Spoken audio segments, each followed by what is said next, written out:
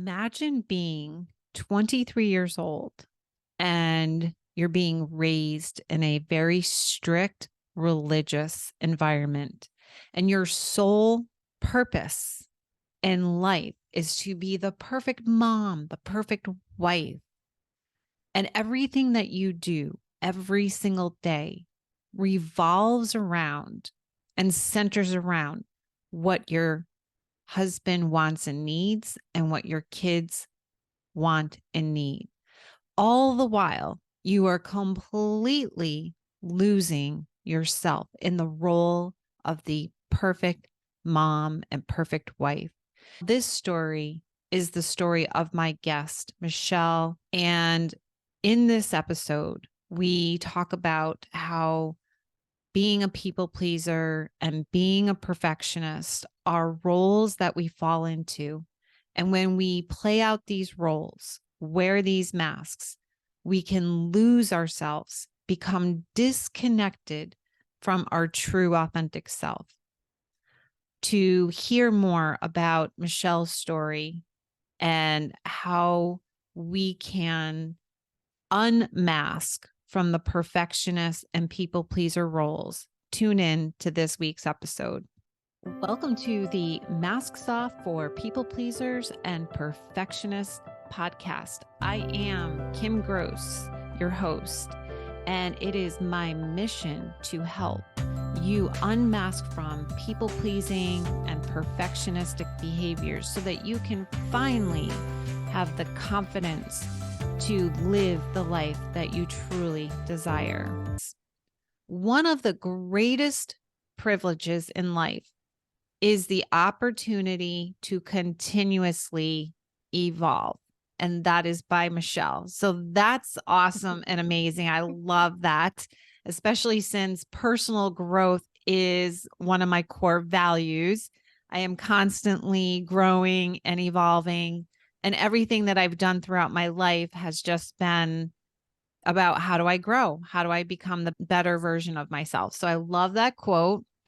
And before we dive in deep into the conversation, how about if you just share with us a little bit about who you are?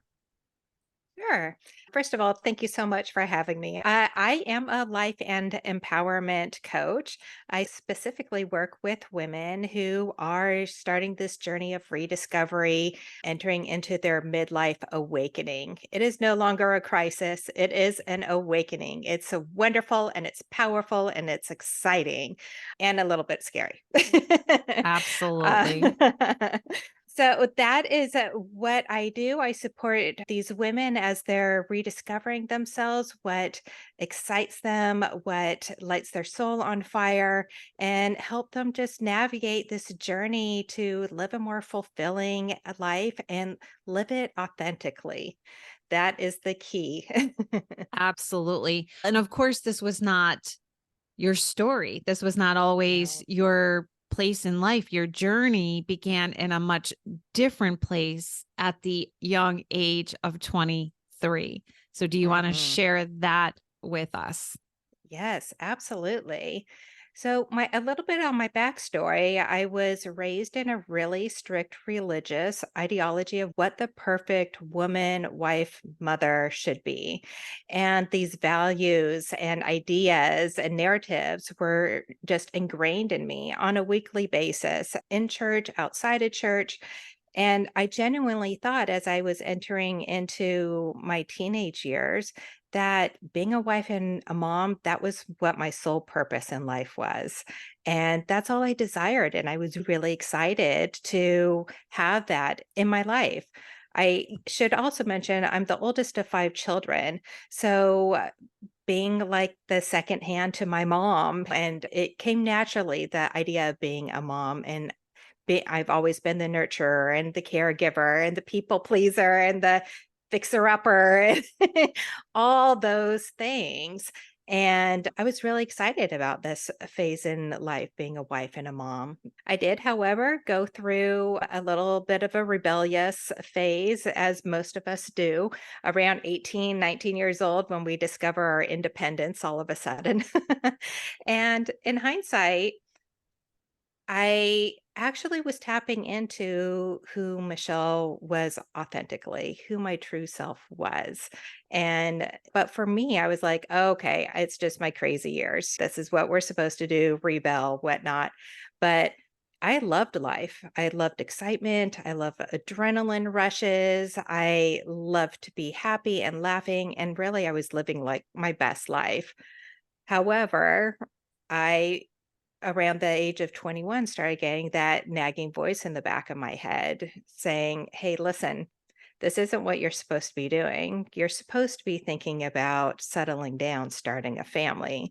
And so I did just that. I started looking for a nice young man that would reel me in, balance out my crazy, and I did. I found someone and we were married at 23, and I had the first of my 4 children at 23 as well. And I dove head first into those roles of wife and mother. I was so caught up in the wonderful chaos of motherhood. I really had lost all sight of who I was because I was so focused on raising my family and almost like living minute to minute. We don't even realize it when we're in the throes of motherhood, how you're actually in survival mode. Um, with the crazy and keeping up with the kids and the activities and the running around and the dropping and the feeding and all the things, you end up going into this survival mode and you lose yourself because you're focusing on everyone else. And there's not hardly a minute in the day for you to take time for yourself, except after the kids go to bed. And then you're so freaking exhausted. It's just lights out. I'm done. And then we just do it all again the next day. Yeah, let's pause there for a minute because I'm Yeah. thinking about something really interesting because I did the same thing. I was a stay-at-home mom, and I love what you're saying about this survival mode type of thing. And that's exactly what it felt like. I didn't even pause long enough to think about really what I wanted and needed until I shouldn't say that. It's not entirely true because I was diagnosed with an autoimmune disease when I was 35. And so I was forced to stop and take care of myself and look at what I was doing. But even then, I still struggled. I still got caught up in who has to be where at what time and this parent teacher conference and back to school night and soccer and tennis and football and dinner and groceries and pick up the house and so on and so forth. I know that there are other moms or parents out there that do not adopt that type of mentality, maybe because they're working and they can't, or they just don't or won't. But I do know or remember my kids having friends whose parents didn't get that involved or didn't give a fuck. And they, so what I'm asking then, and I'm having a curiosity about is, did you and I and others like us go into that survival mode, go into that role of losing ourselves and just putting our kids first and taking care of everyone else except for ourselves, and then end up exhausted at the end of the day, collapsed on the couch with a bag of potato chips because we had this tendency within us to be a people pleaser? Do you like, what are your thoughts on why that was the case for you? Yeah, I was definitely modeling the behavior that I'd been raised with by my mom as well. And I know she's a people pleaser too. So it's almost like a generational thing. And I do have to say, like, the friends that my kids had where the mom was working full time or whatnot, or the parents weren't involved as much. I can say for me, whenever I had those kids over, I almost felt, okay, I'm going to show them, give them what they're missing too. I was almost trying to fill that void that they didn't even know they had. Void again, that kind of, I can fix it and I can make everyone happy and I'm going to be the best of everything. bit too, but I do think it comes what you're talking about and where we are. We set such high standards for ourselves, and I do think it's a people pleasing mentality. But really, if you think about it, who are we really pleasing? Who are we trying to please? We just have these expectations in our head of like how we're supposed to be, and that's what we're trying to reach. That's where that people pleasing bit, I think, comes in. Yeah, so let's talk about that because that's an Yeah. important part too, is the expectations. Because not only did you mention at the beginning of your story here that when you were 21, you started to hear that nagging voice in your head Mhm. that, okay, like, all right, Michelle, it's time to get married. Let's go. You can't keep being wild and free anymore. You can't keep being Mhm. yourself. And right. And then even when we talked the last time, you shared about these high expectations as well.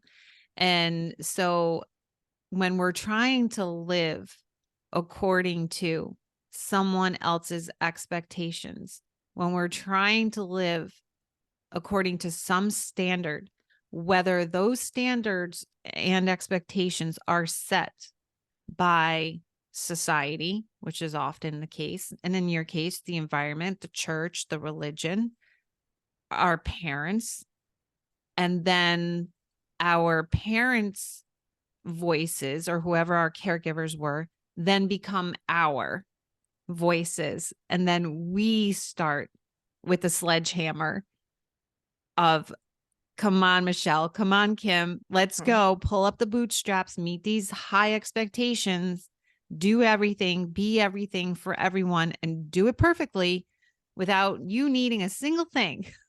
Any thoughts Mhm. on that? Yeah. Yeah, I was absolutely, like, trying to keep up with Mrs. Jones. I had friends in the church that were doing all the things, and I was trying to keep up with them, and with my first 2 children, I worked full time as well. Mm. So, I was working, and then I was also trying to keep up with the being the best mom and the best wife, and I had these other role models that I had been raised with that were like the picture of perfection in all things. And ultimately, I was striving to be Martha Stewart on steroids, basically, was what I was striving to be. And that sure as hell wasn't going to be happening. But I was trying to manage my home, manage the kids, and keep the tidy house and have warm, healthy meals every night. And my kids' shirts and their socks always had to match, and it was Gap. And like all these things where right now, my youngest kids are teenagers, and I could literally give zero fucks. I'm like, we're shopping at Ross. And you're gonna be good with Hanes underwear. It's not gonna be Ethica or whatever the brand is. Mm. Yeah, for me, there was a lot of outside influences, and then, of course, social media comes into play, and you start following these influencers and these amazing cooks, and I was always watching the Food Network, and I was like, "Okay, I can be like Jada. I could be like" and the thing is I couldn't. And even when I became a stay-at-home mom, which I was for 11 years, it was still a struggle, and I was like, "How is this how I now I have all the time in the world. How is it a struggle?" And because there was always one thing after another, a task, and the struggle is real. Yeah, 100%. So then you shared with me that because of all of this pressure that you're putting on yourself to be Martha Stewart on steroids and to do all the things and have all the nice warm cooked meals, that it came to a head for you. It came to a Mhm. culminating point, and I think you even shared that it impacted your health and then something had to shift. Do you want to share that with us? Sure. So I had a couple of moments, and one pretty much led to another within a matter of months. The first moment, and I'm sure I'm not the only mother out there that feels this, and I don't think it's talked about. So it definitely wasn't back in when I was going through it. I really despised Mother's Day. To me, it was the worst Mhm. holiday of the year. And one of the things is it's no different. It was like it's not different from any other day. I'm still cooking, I'm still dealing with the bickering. But my moment came sitting in church, and I was listening to these kids and adults, whatnot, talk about how amazing and wonderful their mothers were. And I was sitting in the pew, literally crying, because for me, Mother's Day, not only was it like any other day of the year, but the big piece for me was Mother's Day for me amplified all my shortcomings. To me, it reminded me of all the mistakes I was making, losing my temper, all the how I was falling short as a mother, and I honestly felt very unworthy to even be a mother to my children. Mm. And this particular year, I was, let's see, about 36 years old, and it really impacted me. And I was sitting there in church and I was sitting there crying, and the day went on, and just really was reflecting on where these feelings were coming from. And I got to a point where I was like, there's got to be a better way. Like, I'm doing the very best that I can. Why am I so devastated? Why do I feel so belittled? Why do I feel like such a failure in motherhood and being a wife and being this woman that I'm striving to be? So once I got through reflecting and the kind of depression and the sadness emotions, then I started getting really pissed off. I started getting really pissed off because I had spent over half my life trying to be something that I wasn't, and trying to reach expectations and fulfill these narratives that people had planted in my head. And it fucking pissed me off. I was so angry about it. And then I realized that anger's not serving me. Okay, I got it out. Okay, now you're going to forgive yourself because you were only do the best that you knew how to do. And that's okay. And now you've learned from it, and we're going to move on and we're going to try and make it better. So that's really when I started thinking, okay, I need to start taking care of myself. I need to start looking at ways to learn how to love myself again. I didn't love myself. I didn't even like myself because I sucked at all the things. But I didn't. Now I'm like, oh my God, I was fantastic. But I Yeah. sucked at all the things at the time. Did you, Eh, if I can pause Yeah. there for a second, Yeah. did you suck at all the things, or did you think that you did? I thought I sucked at all the things. I did not. Like, looking back, I'm like, "Oh my god, how did I do all that stuff?" It's wild. Yeah. But at the time, I was like, just was falling short all the time, so I became self-critical. So I want to really slow this down for a second, Mm, because what you're sharing, thank you, first of all, for being so vulnerable and saying what so many moms and women struggle to say. So I really want to slow it down, and I want to repeat, and I want to go deeper into this because you shared, and I can relate to what you're saying. You said that you despised Mother's Day because it was a reminder to you of all the ways in which you fell short, mm, all the ways in which you failed as a mom. And I can imagine you sitting there and reflecting on every mistake, quote unquote, mistake that you made as a mom, all the marks that you missed, all the times that you lost your temper, said things to your kids, or whatever the case is. And just feeling that feeling of falling short. That is huge. When we have that feeling that we're falling short, number one, that is a huge red flag and indicator that we are being so hard on ourselves and putting so much pressure on ourselves. And we are struggling with perfectionistic tendencies. Because again, going back to those expectations, those standards to be the ideal Martha Stewart or the Leave It to Beaver, like those shows back in the 50s, they set us up like Yes, big they time. did. They set us up to beat ourselves up, to compare ourselves to some kind of ideal of how we're supposed to be as a mom. And we're trying to, as perfectionists and people pleasers, we're trying to do all the things perfectly and right and making this one happy and that one happy.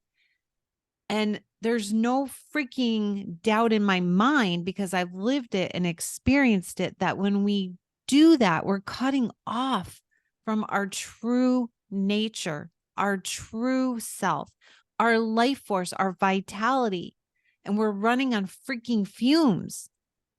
So it's no wonder left and right, you're feeling like you are falling short. So I Yeah. just wanted to slow that down. And I just wanted to thank you for sharing that piece and being so honest about it, because I do really, again, feel that so many moms and maybe dads as well Mhm. can relate. So you have done the work, you have Mhm. shifted. So tell us a little bit about your path and your journey. Mhm. Yeah, I started to look for ways to bring self love into my life. I felt very alone because all my friends were living this life of trying to be perfect too. I really felt on my own to source this new positive energy, a positive shift in my life. At the time, YouTube was the place to be. Podcasts weren't really a thing. And so I started looking for influencers on YouTube that really had a message of self love, self care, and empowerment. And just started listening to what they had to say, just trying to get ideas of what I could do to change these narratives, get rid of these negative narratives in my head. And so I really had to, like I said, learn how to like myself, love myself. And part of that was realizing that my imperfections were actually the unique qualities that made me exactly who I was meant to be. Mhm. And I learned to embrace the imperfections, embrace my shortcomings, and realize that it's okay and I'm perfectly imperfect.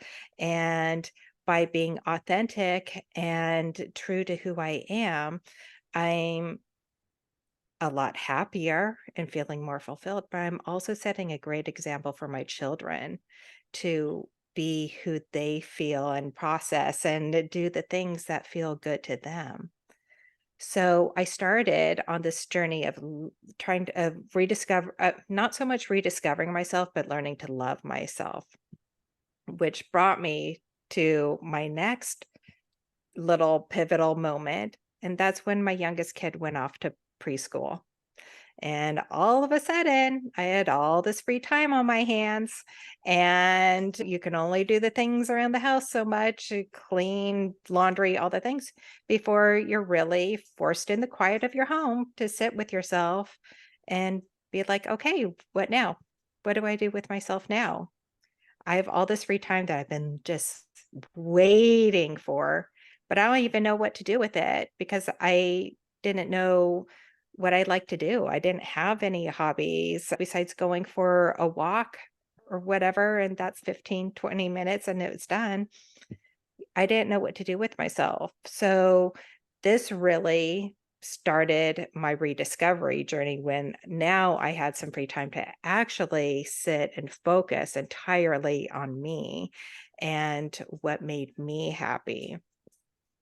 So you had mentioned a lot of times when we're get lost in motherhood, get lost in life, we stop taking care of ourselves. That certainly was the case for me. And like you, I had health scare of sorts. My youngest child actually came 6 weeks early because I had hypertension Mm. and it never went away. And ultimately, I became pre-diabetic. Plus, I had this chronic hypertension and I was overweight. So when I stripped everything down, it made the most sense to the best way to start taking care of me was to start taking control of my health again. And that's really where the foundation of that rediscovery and self-care piece came in. I was already building on the self-love. Now the self-care piece came in, and learning and actually being forced to take care of myself for the first time in what felt like my entire life. Yeah. And for me, that looked like exercise, movement, nutrition, changing the ways I eat. I started researching more on how to reverse diabetes, type 2 diabetes, how I could make things better. And it just the little walks or doing the yoga or just starting off with like little things for me. That was the first step in my discovery and really falling back in love with myself and taking care of me. So when you start to create and cultivate that self-care and that self-love, Mhm. then the hope is and the goal is that you would have less and less tendency to be in the people pleasing and perfectionist patterns and behaviors. Have you noticed a difference in that? Are you less of a people pleaser, less of a perfectionist? And if so, how are the people in your life reacting or responding to that? Oh my gosh, it was like a 180. Like, really. And I once I found my why, found my happy, that became a non-negotiable for me. But man, it is very difficult to get through, be okay with saying no without guilt. And on the flip side, saying yes without feeling shame Mm, or guilt too. And I'm not gonna lie, I still struggle with it. I still hold that fear of disappointing people mm, yeah. piece, but now I can have face-to-face conversations and be okay. But for the longest time, it was text because I just couldn't stand the thought of seeing disappointment on their face. I would just crumble. There's no way I had the guts to say no or whatnot. Um, yeah, it has changed completely in my life now. Once I had my why and chose me, Mm, and it changed everything. And I felt like I was free to be me, and it has reflected on my children as well. Because not only did I learn how to hold that space for me, free to be me, I could hold that space for my children and actually break that cycle and remove those narratives that I had already started with my older children. mm. So, yes, in the last 10 years since everything has shifted, boy, it's been amazing. And now my older children are young adults, and seeing them navigate life and choose them as a priority and what is going to be best for them and what makes them happen. I'm so grateful that I broke that cycle. Oh, yeah, 100%. I get that. It's huge. It's huge. How do you help the people you work with? And then secondly, where can people find you? Mhm. The basic bits is to identify and break through those negative narratives, those mindset blocks that are holding you back, that are lying to you, holding you stagnant. And then it's a space where you're not happy and not feeling fulfilled. So I work with people to identify and break through and move forward from those mindset blocks and really get on to a path of positivity and curiosity and excitement about life. Like I said in my quote, like the evolving is just such a privilege and so exciting. And I get asked quite frequently, so Michelle, have you found your purpose? And I Mm, said, no, I haven't found my purpose because if I said yes, it would be like saying I've stopped evolving. And I sure as heck have not stopped evolving, but I do know that I'm on my journey, on my path towards my purpose. And that fucking excites me. And that's what lights my soul on fire is seeing other women get on their path feeling their soul lighting on fire, finding their happy, finding their non negotiable, and really stepping into the power of who they are. Mm. And that is what I do. So amazing. Mhm. And people can connect with me on Instagram. My handle is Fiercely Authentic Coaching. And I would love to say, please slide into my DMs. I want to say hi. I Mm. want to chat. I want to support. I want to hear your stories and excitement and your wins. And I just love chatting with women in the DMs. So please slide into my DMs and say hello. Awesome. I really appreciate you coming on and again being so vulnerable and sharing with us what can be so hard for others women to voice and articulate, and you just did it so eloquently. So thank you so much for sharing. Oh, my pleasure. Thank you for having me. So thank you everybody for tuning in to another episode of Masks Off for people pleasers and perfectionists. I will see you next time. Well, there you have it. Another episode of Masks Off for people pleasers and perfectionists. I do hope that you found value in this episode. I hope that you feel inspired, that you have gained from my experience, my strength, and my hope, and that you have become more aware, super focused, aware of whether or not you have people pleaser and or perfectionistic tendencies. It is my hope, my wish, my desire that you can find the freedom to live the life that you've always wanted, to create the life that you desire, and probably most importantly, it's my wish and my hope for you that when you are on your deathbed, that you do not look back on your life and say, boy, I wish I had showed up as my true self. I wish I had taken off the masks and allowed myself to be fully seen. I wish that I had lived my life fully and from wholeness. That is my hope and my wish for you through these episodes. And if you enjoyed this episode, I would love for a comment, or if you want to review it, it does help to push this content out.